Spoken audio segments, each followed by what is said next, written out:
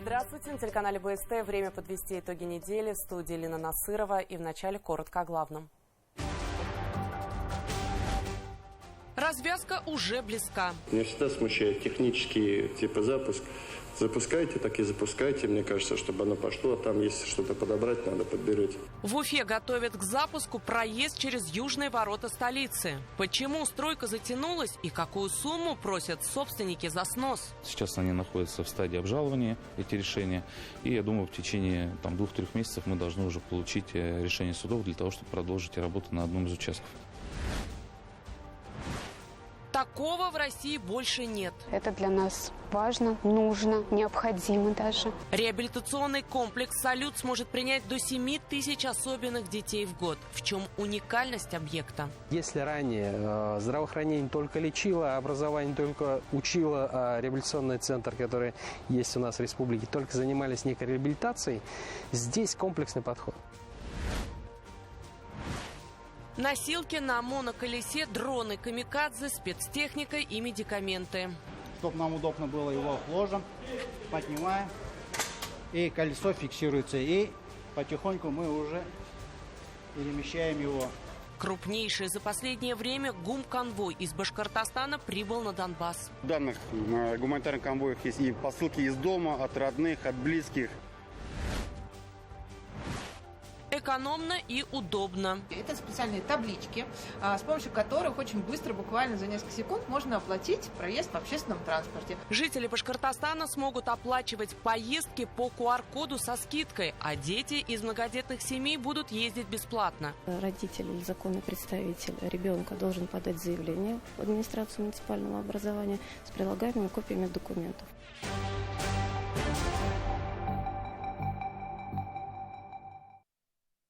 Ради Хабиров поручил 1 октября открыть южные ворота в Уфе. Делать это будут поэтапно. События ждут едва ли не все водители столицы, поскольку это поможет разгрузить движение на других въездах.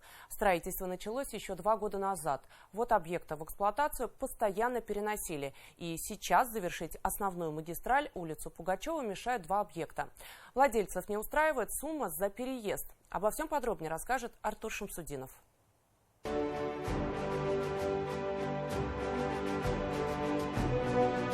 Завершающие штрихи перед открытием. Рабочие монтируют последние метры дорожного ограждения. На путепроводе готовят к заливке деформационные швы. Всего на транспортной развязке 8 съездов. На данный момент мы производим работы по отсыпке плодородно-растительного слоя на откосы на площадке съездов. Также по съездам мы ведем работы по тротуарам, нанесение разметки. Южные ворота Уфы – один из самых масштабных транспортных проектов столицы. Он включает в себя реконструкцию улицы Пугачева общей протяженностью 2,5 километра, строительство новой улицы генерала Рыленко 1200 метров и транспортной развязки на их пересечении. За каждый объект отвечают разные подрядчики. В черте города это как бы свои трудности. Тут возникает очень много всяких коммуникаций. Велись работы силами подрядных организаций по переустройству сетей водоснабжения, газоснабжения, ливневой канализации, также сетей связи, энергоснабжения. А вот на участке по улице Рыленко, прежде чем приступить к работам, подрядчикам пришлось решать проблемы с протекающим прямо вдоль оврага ручьем. Пришлось эту речку заковать в стальную трубу во временную, проложить ее до самой улицы Пугачева, там сделать временный сброс и только потом уже начать все эти работы по выемке, по отсыпке, по сносу домов. Очень было сложно. Потому что, вы помните, это был большой глубокий овраг.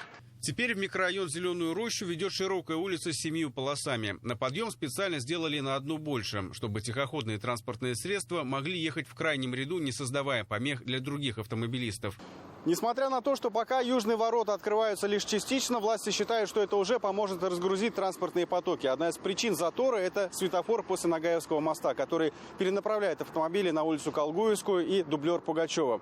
Так вот, этот светофор должны демонтировать. По улице Колгуевская, да, вы знаете, там одна полоса на подъем, одна полоса на спуск. Здесь же у нас будет вот по улице Генерала Рыленко 4 полосы на подъем, 3 на спуск. То есть вот этот узел Бородинская, Пугачева, выезд из Зеленой Рощи в сторону Нагаева, я считаю, он значительно разгрузится и снимет вот эту вот транспортную напряженность на этих участках. Именно поэтому завершение строительства южных ворот ждут многие автомобилисты в Уфе. Движение на развязке обещают запустить уже 1 октября, а в ноябре на новом участке улицы Пугачева от магазина «Лента» до монумента «Дружбы». Вначале по 2 полосам, а ко второй половине декабря заработают уже 4 полосы. Там у меня какая просьба? Вот это меня всегда смущает технический запуск. Запускайте, так и запускайте. Мне кажется, чтобы оно пошло. А там, если что-то подобрать надо, подберете. У людей вызывает вопрос, Любовь Викторовна, что объездная дорога существенно пострадала и ямочный ремонт требовался. Что сделали? Мы сейчас проводим ямочный ремонт. Там уже работа сделана полностью. Практически подрядчик выходил и закрывал яму. Полностью улица Пугачева будет готова в 3-м квартале 2025 года. Процесс строительства затянулся из-за споров с собственниками земельных участков и помещений. В половине случаев владельцы были не согласны с переселением, и решать вопрос приходилось через суд. Сейчас работы тормозят 2 оставшихся объекта – автосервис, за который запросили 100 миллионов рублей, и жилой дом. Частично его расселили, однако оставшиеся собственники не могут сойтись в цене переезда. Сейчас они находятся в стадии обжалования, эти решения, и я думаю, в течение 2-3 месяцев мы должны уже получить решение судов для того, чтобы продолжить работу на одном из участков. Южные ворота рассчитаны на трафик в 50 тысяч автомобилей в сутки. Сейчас водители вынуждены стоять в пробках в часы пик, либо ехать в объезд через Восточный выезд или Оренбургский тракт, что создает напряженную ситуацию со стороны Бельского моста. Именно поэтому открытие южных ворот позволит нормализовать ситуацию во всей транспортной сети столицы. Артур Шамсудинов и Артур Хуснуддинов. Итоги недели. Уфа. Второго такого в республике нет, да и в масштабах страны, благодаря своему комплексному подходу, этот объект будет уникальным. Ради Хабиров проанонсировал открытие детского реабилитационного комплекса «Салют». Новое учреждение, через которое ежегодно будет проходить порядка 7 тысяч особенных детей, распахнет свои двери 7 октября. Инициатива создать такой объект в регионе принадлежала главе республики. Наша съемочная группа за неделю до открытия побывала в реабилитационном комплексе. Репортаж Руслана Батыргареева.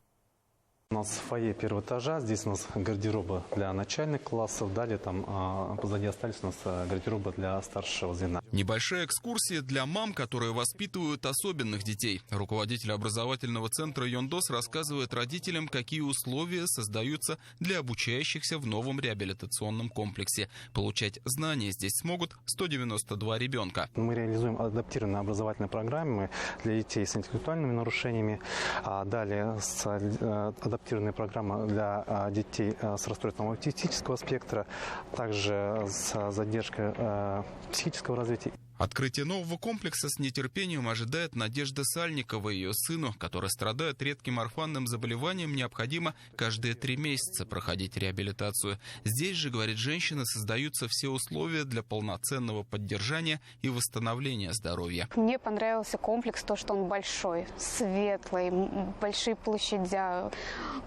есть где развернуться, потом бассейн. Вообще бассейна очень не хватало детям для реабилитации. Именно вот это вот все врачи говорят плавание.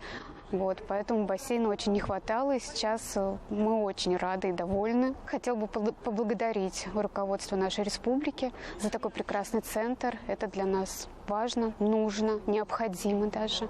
Вот, спасибо огромное от всех мам. Детский реабилитационный комплекс «Салют» — это 3 корпуса, 2 из которых были построены с нуля. Общая площадь здания превышает 29 тысяч квадратных метров. Уникальный не только для республики, но и для всей страны объект. Под одной крышей свою деятельность будут вести сразу 3 учреждения. Главная особенность заключается в том, что все они относятся не к одному ведомству, а к разным. Это Министерство труда, семьи и социальной защиты, здравоохранения и образования. И все эти ведомства будут работать сообща и предоставлять услуги в комплексе. В этом есть особая, с одной стороны, уникальность, с другой — сложность задумки. Каждое министерство работает согласно своих требований и законов. Необходимо было продумать и выстроить механизм их взаимодействия. Если ранее здравоохранение только лечило, а образование только учило, а революционный центр, который есть у нас в республике, только занимались некой реабилитацией, здесь комплексный подход. То есть ребенок приходит, например, в коррекционную школу. Медицинская книжка, личное дело данного ребенка попадает в наш, скажем так, штаб, где некий консилиум уже в составе 3 разных учреждений определяет необходимость пройти какие-то реабилитационные курсы. Может быть, психолог нужен. Помимо полустационара, по линии Министерства труда, семьи и социальной защиты населения на 250 посещений в смену здесь будет работать отделение медицинской реабилитации Республиканской детской клинической больницы. Это современное учреждение здравоохранения, оснащенное по последнему слову техники и рассчитанное на 35 круглосуточных и 10 коек дневного стационара. Созданы такие условия, в которых мы можем спокойно работать. Полностью реализована доступная среда. Нормальные условия, где действительно комфортное пребывание. И плюс еще есть все необходимое медицинское оборудование. А самое главное, уникальный штат медиков, которые готовы 24/7 лечить ребенка.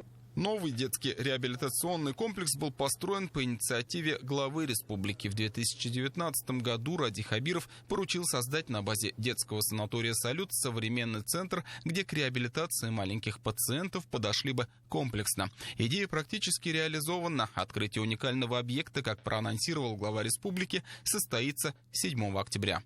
Руслан Трагареев, Равиль Рахимзянов и Рашид Сираев. Итоги недели. Глава Башкортостана поручил упростить процедуру подачи заявлений на транспортную льготу. Она начала действовать с 1 сентября. Дети из многодетных семей получили право бесплатного проезда на общественном транспорте. Этой льготой уже могут воспользоваться почти 8 тысяч детей. Она носит заявительный характер. Ради Хабиров поручил проработать вопрос перевода порядка получения льготы в электронный вид. Вроде сделали хорошее дело, а значит, по факту получаем недовольство людей. Причем справедливо. Но зачем говорить? Тут недавно мы об этом говорили, что не надо с бумажками, другое время сейчас уже. Все, что подтверждает их статус, тем более, Ленар Хакимовна, сами говорите, что критерий нуждаемости нету. То есть там всего лишь одна справка, по идее, что 3 детей до какого-то возраста, так и все, собственно. Поэтому у меня просьба проработать, и тогда там 2 недели давайте возьмем. 7 октября доложите, пожалуйста. Родитель или законный представитель ребенка должен подать заявление в администрацию муниципального образования с прилагаемыми копиями документов. Паспорт, свидетельство о рождении и так далее. Списки этих документов размещены на сайтах Минтранса. По этому заявлению муниципальное образование обращается в компанию «Башкирский регистр социальных карт», где как раз привязывается карта Алга или карта школьника к этой льготе в течение 10 дней. Еще одно нововведение касается статуса многодетной семьи. Отныне он бессрочный, а меры поддержки действуют, пока старшему ребенку не исполнится 23 года, а не 18, как было раньше. Добавилась и новая льгота – бесплатное посещение музеев, парков культуры и отдыха, а также выставок в госучреждениях. Чтобы воспользоваться этим правом, многодетным семьям начали выдавать удостоверение единого образца. Например, многодетная семья из Уфы, из Хайбулинского района может оказаться в Екатеринбурге, в Ижевске, в Москве и пойти, например, в зоопарк бесплатно, условно говоря. То есть это принцип экстерриториальности, то есть когда нет привязки к территории проживания. Экономно и удобно. Начиная с 10 октября жители Башкортостана смогут оплачивать поездки на автобусах, трамваях и троллейбусах по QR-коду с помощью системы быстрых платежей. Благодаря этому новшеству люди смогут сэкономить 13 рублей, и это за одну поездку. Даниль Байков продолжит тему. Это специальные таблички, с помощью которых очень быстро, буквально за несколько секунд, можно оплатить проезд в общественном транспорте. И такими табличками совсем скоро оборудуют около 1500 автобусов, трамваев и троллейбусов в Уфе и других городах республики. С 10 октября пассажиры смогут оплачивать проезд на общественном транспорте совершенно другим способом, который чаще используется в магазинах и супермаркетах, а именно по QR-коду с помощью системы быстрых платежей. Мы штатной камерой сканируем QR-код и проходим по ссылке. Для поездки 41 рубль. Мы подтверждаем платеж и проваливаемся в мобильный банк. Все, я подтверждаю оплату.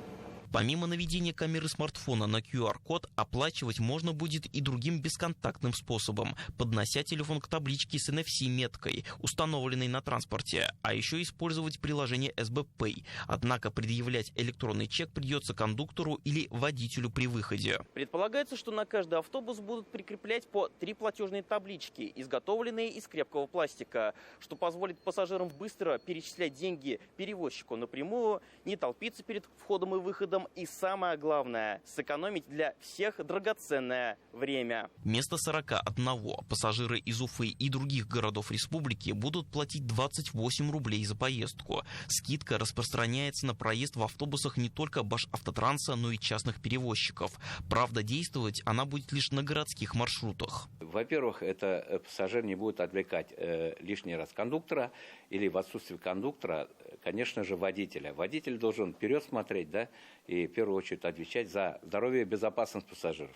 Поэтому мы всегда приветствуем такие новшества. Башкортостан стал одним из первых регионов в стране, где появилась возможность платить за поездки через СБП по специально изготовленным NFC-табличкам. Действительно, республика тут первопроходец, да, буквально несколько регионов только такой технологией обладают в транспорте, в первой десятке республика. И это действительно так. Последние 5 лет жители Башкортостана активно пользуются бесконтактной оплатой, а именно транспортной картой «Алга». С помощью нее пассажиры на перевозках сэкономили 600 миллионов рублей.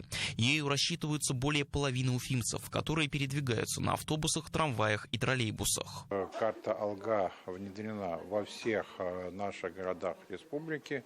То есть несколько частных перевозчиков, которые пока не присоединились, но они сейчас также к нам присоединяются. Это связано с тем, что есть указания главы республики, соответствующие нормативные документы, которые обязывают перевозчиков переводить, например, многодетных детей. Оплата проезда через СБП и полагающаяся скидка в 13 рублей в регионе будет действовать до конца этого года. Авторы инициативы проанализируют результаты нововведения. Они хотят узнать, приживется ли новая система оплаты на транспорте в Башкортостане и то, как люди отреагируют на изменения. Даниил Байков, Артур Хуснудинов, Ильяс Батталов. Итоги недели. Накануне не стало нашего коллеги, известного тележурналиста Вильдана Галина. Ему было всего 45 лет. Большую часть жизни он посвятил служению любимому делу – телевидению. Вместе с нами он делал новости. Еще в студенческие годы Вильдан Галин занимался наполнением радиоканала «Юлдаш», откуда и перешел в телестудию, где прошел путь от корреспондента до редактора службы информационных программ. Состоял в пуле журналистов администрации президента и правительства республики. В 2011 году Вильдан Нургалиевич был назначен руководителем отдела социально-экономических программ в студии телевидения, где и был соавтором и ведущим проектов «Телецентр», «Живое село», мужского клуба «Арслан» и «Разговор с властью». В 2014 году Вильдан Нургалиевич стал руководителем отдела национального вещания ГТРК «Башкортостан», а позже занял пост заместителя директора филиала ВГТРК.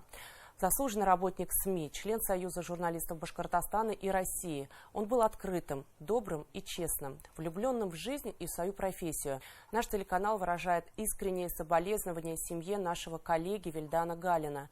У него остались пожилые родители, жена и дети. Прощание с тележурналистом состоится завтра, 30 сентября в 10 часов утра перед зданием Уфимского телецентра.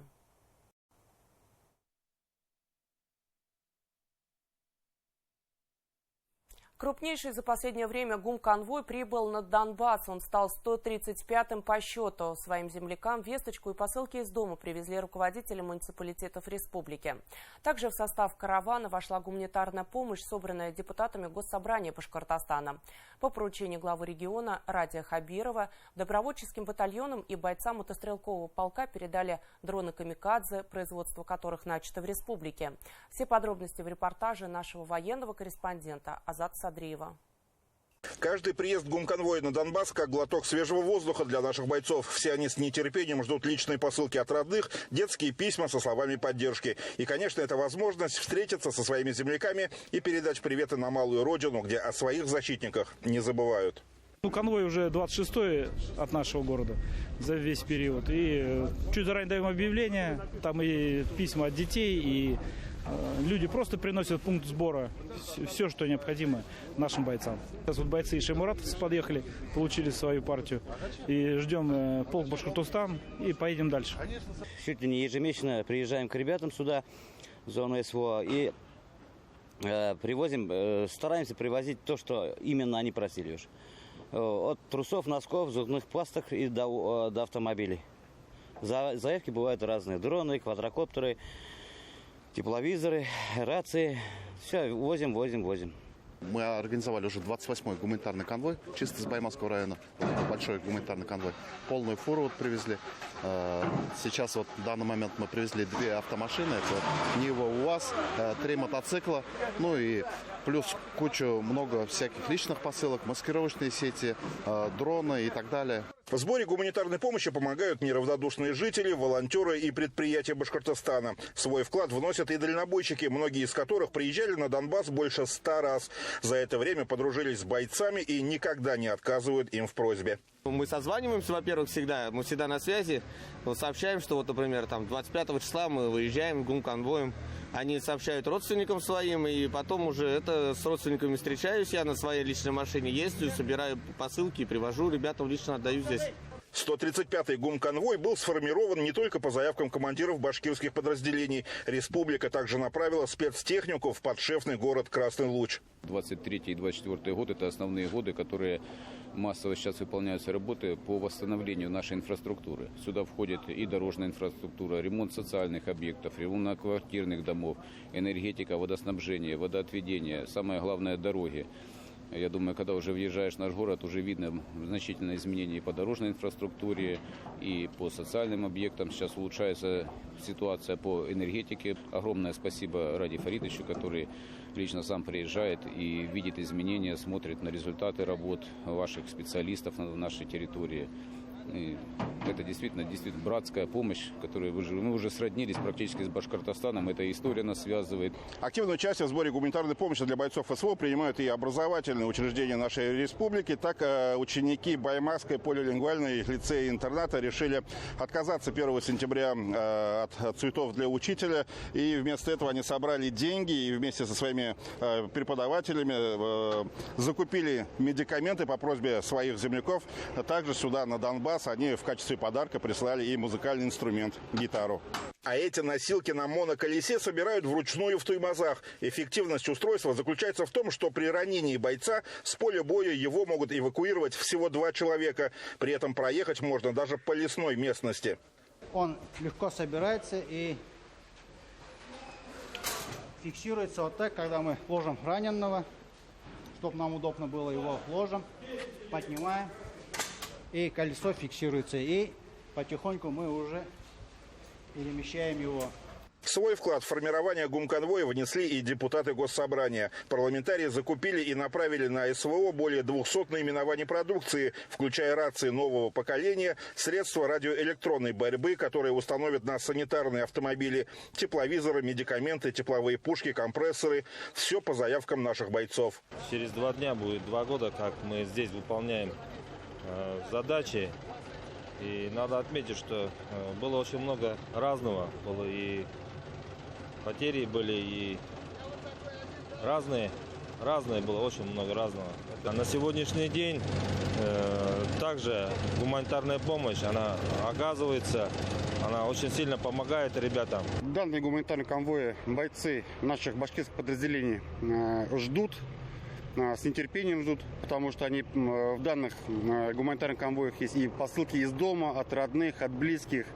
Ну и, конечно же, здесь у нас те приборы, это и FPV-дроны, и другие приспособления для ведения военных действий. И большинство этих дронов «Камикадзе» теперь башкирского производства. По поручению Радия Хабирова наши промышленники совместно с учеными начали собирать собственные БПЛА, которые работают на определенных частотах и имеют специальные комплексы управления ретрансляторы. Они успешно проходят вражеские системы РЭП и поражают цели на расстоянии до 20 километров. Очередную партию птичек передали батальонам Шеймуратова, Достовалова, Салавата Юлаева, а также операторам мотострелкового полка «Башкортостан». Башкирия нам прислала FPV-дроны ударные.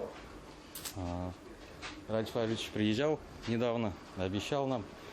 Приехала вторая партия уже как бы. С первой партии дроны показали себя очень с хорошей стороны как бы. Дальность полета, эффективность. То есть в боевой работе они использованы были. Показали себя с очень хорошей стороны. То есть на данный момент в этом году лучше этих дронов еще нам не приходило. В бою отлично. Хорошие, устойчивые к воздействию рэба. Довольно хороший сигнал. То есть получается долетать до цели. Даже несмотря на наши непростые ландшафтные условия на нашем участке фронта. Большое спасибо инвесторам, инженерам, конструкторам, которые разработали, помогали в этом. При этом каждую неделю они внедряют новые платы управления, чтобы дроны летали быстрее, выше и дальше. От победы в войне технологий зависят успехи и на поле боя. Это прекрасно понимают не только сами бойцы, но и в тылу. Поэтому поддержка военнослужащих будет продолжена по всем направлениям. Азат Садреев, Вадим Исламов, Иван Шабрин. Итоги недели. Луганская Народная Республика. Для жителей Уфы с 1 октября взносы за капитальный ремонт включат в единый платежный документ от Единого информационного расчетного центра республики. Отдельные квитанции направлять не будут. Срок оплаты до 10 числа месяца, следующего за расчетным. Оплачивать услуги необходимо по отдельному QR-коду. Способы оплаты остались без изменений. Денежные средства поступят на лицевой счет в региональном операторе. При формировании платежного документа учитываются платежи, сделанные до 20 числа расчетного месяца. При оплате начислений за жилищно-коммунальные услуги после 20-го платеж будет учтен в квитанции за следующий месяц. Вместо отдельного платежного документа в своих почтовых ящиках они увидят единый платежный документ, в котором сконцентрированы все услуги. То есть и электроснабжение, и теплоснабжение, и водоснабжение с водоотведением, и капитальный ремонт в том числе. За 5 лет в республике благоустроили более 1300 придомовых территорий. Новый вид приобрели свыше 8000 парадных. Таковы результаты региональной программы «Башкирские дворики» и капитального ремонта подъездов. В ближайшее время цифры вырастут еще. На ряде объектов завершаются работы. При этом республиканские власти намерены продолжить и дальше работать по этим направлениям. К слову, программы дают право жителям многоквартирных домов самим участвовать в проектах благоустройства, выбирая лучший вариант. О преображениях внутри домов и во дворах мой коллега Эмиль Басареев. 2 шаги направо, шаг вперед и 2 назад. Танцевальное представление в Уфимском дворе. Обновленное пространство между домами по улице Набережной теперь не узнать. Свежий асфальт, просторная парковка, новые тротуары, освещение, игровые и спортивные площадки. А за порядком следят видеокамеры. Повод для праздника весомый. В этом году двор попал в десятку столичных объектов по программе «Башкирские дворики». Здесь раньше практически ничего не было. Не было ни дороги, были разбитые дороги. Не было ни детской площадки, ни спортивных каких-то снарядов не было. Сейчас появилось, намного лучше стало, и дороги ровные, и интерес детей проявился к двору. Очень красиво. Я как житель здесь 25 лет проживаю. У нас впервые за 25 лет башкирский дворик сделали. Очень приятно. Совсем скоро обновленный двор между домами на улицах Социалистической и Победы откроют в Нефтекамске. Работы здесь вышли на финишную прямую. Реновация затронула более 15 тысяч квадратных метров. Появится большое пространство для игр, спорта и прогулок, парковочные места, тротуары, освещение. Будут даже баскетбольная площадка и тренажеры. Остался первый слой возле дома 7Б завершить, а по общей площади второй слой асфальта положить. Это самое важное, что у нас просят жители проезда. Конечно же, детские площадки сейчас завершаются. укладка резинового покрытия на наших башкирских двориках. Сегодня завезли остатки чернозема, будем равнять, сеять газон. Меняются не только придомовые территории в регионе, но и пространство внутри МКД. Помогает привести в порядок парадные республиканская программа ремонта подъездов. В этом году в Чишмах одними из первых сдали работу в доме номер 3 по улице Приуралье. Совсем скоро сдадут другой подъезд в доме по улице Кирова. Обновления не было здесь с советских времен. Есть тут и место творчеству. По пожеланиям самих жителей, некоторые подъезды украшает живопись местного художника. Очищаем подъезды, штукатурим, декоративку проходим, красим жителям, чтобы хорошо было. К слову, новый цвет стен выбирают сами жители. В подъездах обновляются почтовые ящики, тамбурные двери, освещение, наличники перил, старые окна меняются на пластиковые, на первом этаже укладывается плитка. Такую работу сделали и в Иглино, в доме номер 35 по улице Калинина. У нас был подъезд в очень плачевном состоянии. Предыдущая управляющая компания пыталась что-то сделать, но только сделала хуже, грязи навела.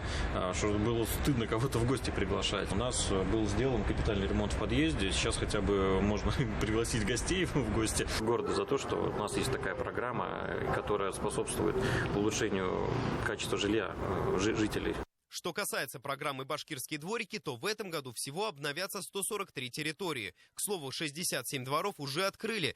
На это республика выделила порядка миллиарда рублей. Еще 200 миллионов покрыли муниципальные бюджеты, добавили деньги и сами жители. Средняя строительная готовность оставшихся дворов составляет более 85%. На 2025 год планируется благоустроить более 100 дворовых территорий. Финансирование составит в порядке 1 миллиарда рублей. На сегодняшний день министерством проводится работа по отбору заявок для участия в 2025 году. Таким образом, с начала действия программы число обновленных дворов приближается уже к 1500, а вот количество отремонтированных подъездов перевалило за 8000. Об этом на своей странице в соцсетях на этой неделе сообщил глава республики Радий Хабиров. К ним добавится еще 120 парадных за 2024. Цель – сделать жизнь людей более комфортной, и эту работу власти намерены продолжить. Эмиль Басареев, Анас Валиуллин. Итоги недели. 9-я полилингвальная школа открыла свои двери в этом учебном году. После капитального ремонта с новым статусом заработал Баймакский лицей-интернат. На сегодняшний день полилингвальные школы есть также в Уфе, Стерлитамаке, Нефтекамске, Сибае, Учелах, Мишкинском и Хайбулинском районах. Глава республики отметил, что работа по развитию сети языковых образовательных учреждений продолжится. Программа по данному направлению рассчитана до 2030 года. Материал Динары Тымасхановой.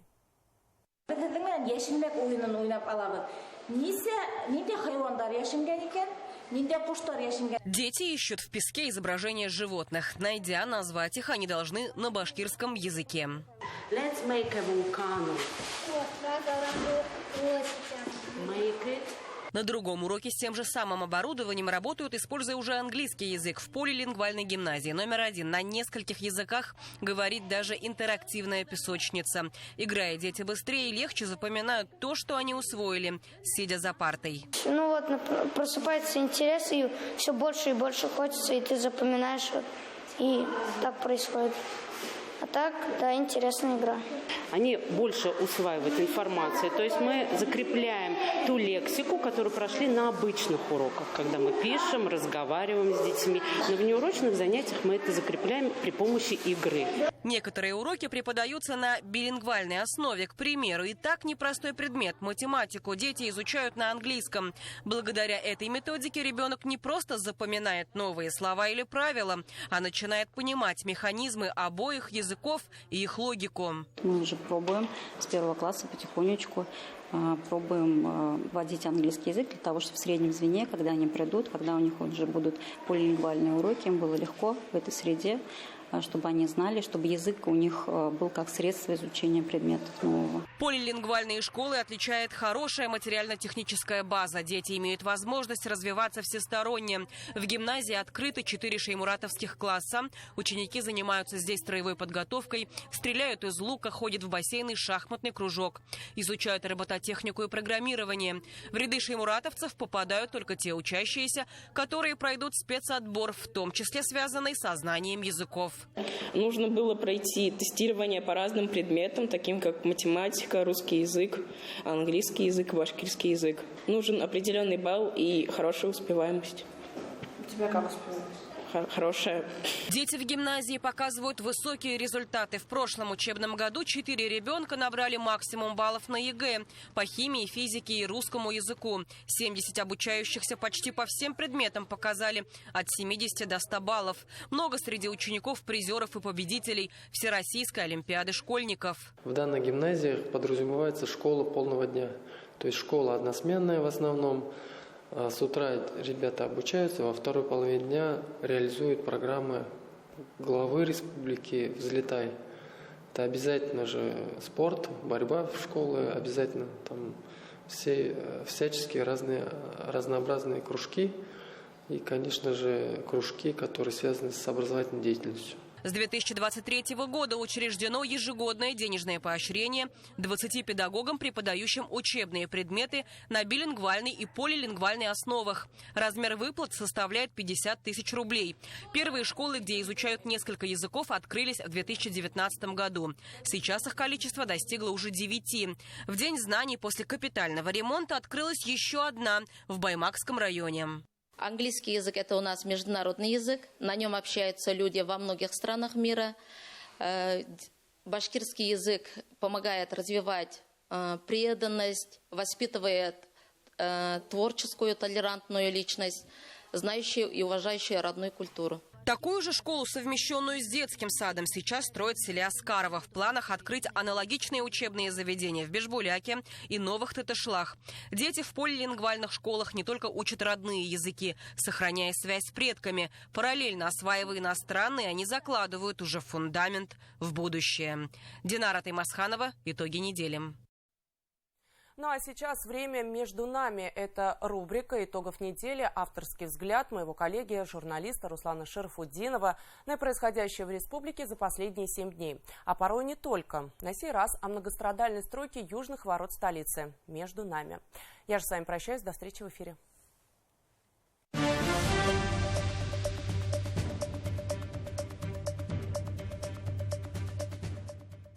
Здравствуйте, я Руслан Шарафутдинов. Говоря между нами, никогда не бывает все хорошо и не бывает все плохо. Это две крайности, и если вы видите во всем только черное или розовое, то на вас просто соответствующие очки. Правда, вещь субъективная, она всегда где-то посередине, тем более у каждого она своя. А вот факты – вещь упрямая, хотя многие предпочитают их не замечать, потому что куда удобнее поверить жареным слухам, чем включать голову и проверять информацию. Есть у нас такая привычка – винить во всем власть. Ну а кого же еще? Причем сразу и бесповоротно. Не закрыт колодец – пишу Путину. Не горит фонарь на сельской улице – куда смотрит Хабиров? Мусор не вывозит вовремя. Чем там вообще мэрия занимается? Мавлиева долой. Конечно, власть должна нести ответственность, но у каждой проблемы, колодца и фонаря есть свой уровень ответственности, а также фамилия и должность. Если во дворе не пройти, не проехать из-за снежной каши, то это вопрос к управляющей компании. Если темень на сельской улице, то районную власть к ответу. Если деревья сносят в центре города, то пусть мэрия объясняет людям, что, зачем и почему. Между нами необходимость отвечать на неприятные и неудобные вопросы – неотъемлемая часть работы власти, и прежде всего муниципальной. С людьми надо разговаривать, причем на понятном языке, и объяснять, что, где, зачем, почему и, главное, почем. Вот так часто и получается, что вопросы, ответы на которые люди не получают на местном уровне, сразу ложатся негативом на башкирский Белый дом. Хотя, казалось бы, где фонарь, а где Хабиров? Между нами есть трудности перевода с муниципального на обычный язык. Хотите пример? Пожалуйста. Капитальная реконструкция улицы Пугачева, южные ворота Уфы. Есть ради чего потерпеть временно транспортные неудобства? Конечно, есть. И люди терпели до этой осени. Ворчали, но терпели. Когда же уфимская мэрия объявила о переносе сроков сдачи долгожданной дороги на следующий год, то поднялась волна возмущения. И людей можно понять. Каждый день, утром и вечером, они сотнями стоят в этой бесконечной пробке, посыпая проклятиями всех вышестоящих. В итоге вроде республика делает супернужное дело, а все мы варимся в куче негатива. Между нами давайте разберемся, почему так произошло. Реконструкция улицы Пугачева – это важнейший проект, огромный объем работы, после которой она станет первоклассной магистралью, обязательно станет. Десятки земельных участков и строений изъяли в муниципальную собственность, причем по рыночной стоимости, и снесли. А это ни много ни мало 166 собственников, но остались 2 здания, хозяева которых выдвигают неадекватные условия. Вот этот полужилой частный дом и автосервис. Сколько, по-вашему, может стоить этот автосервис, из-за которого пробки на Пугачева могут продолжиться до следующего года? Город дает ему 66 миллионов, даже выше рынка. И даже есть решение суда. А он хочет 100 миллионов и максимально затягивает судебную тяжбу. 100 миллионов, представляете? Вот за это вот. Почему не миллиард? Между нами в советское время к чертовой матери снесли бы бульдозером эти 2 халабуды и дело с концом. Демократия, конечно, хорошая вещь, но до определенного предела. Уфа должна знать своих героев в лицо, которые в угоду своей непомерной жадности плевать хотели на сложности десятков тысяч уфимцев. Имеют ли они на это право по закону? Наверное, да. А вот по совести судите сами. Так что, может, перед тем, как посыпать проклятиями власть, лучше на самих себя сначала оглянуться. Между нами, если бы ответственные чиновники мэрии вот так доступно обрисовали ситуацию с аттракционом человеческой жадности, то она заиграла бы другими красками, согласитесь. Каждый должен отвечать за свое. До свидания, берегите себя и своих близких, все будет хорошо.